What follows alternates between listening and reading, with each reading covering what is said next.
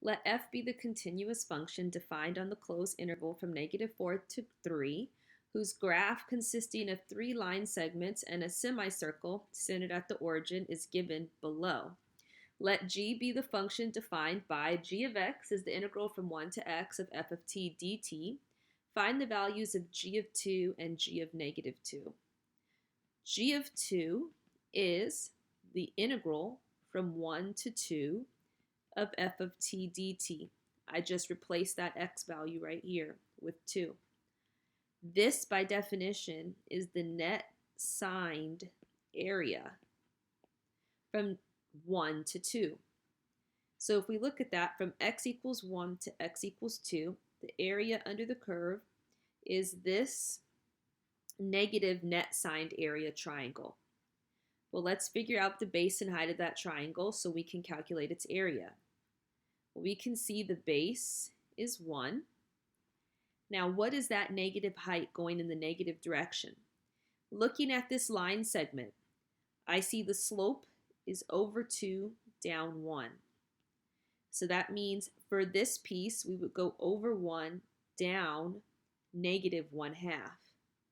So this height is -1/2. So that means that g of 2 is 1/2 times that base times that negative height, which equals -1/4. Now let's find g of -2. G of -2 is the integral from 1 to -2 of f of t dt. Now remember, whenever we're setting up our definite integrals, we have to go from a lower x value to a higher x value, and in order to do that, we'll flip by making this integral negative, integral from -2 to 1 of f of t dt.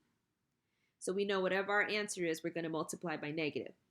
So we're starting from -2 and going until 1. So we see here at -2 until -1, we have this positive area triangle. And then from -1 until 1, we have this negative semicircle area. So we need to add those two areas together. So g of -2 is negative. So let's do the area of that triangle.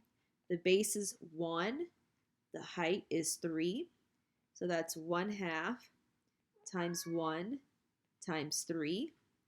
And we're going to add that to, or better said, we're going to subtract the semicircle area because it's below the curve.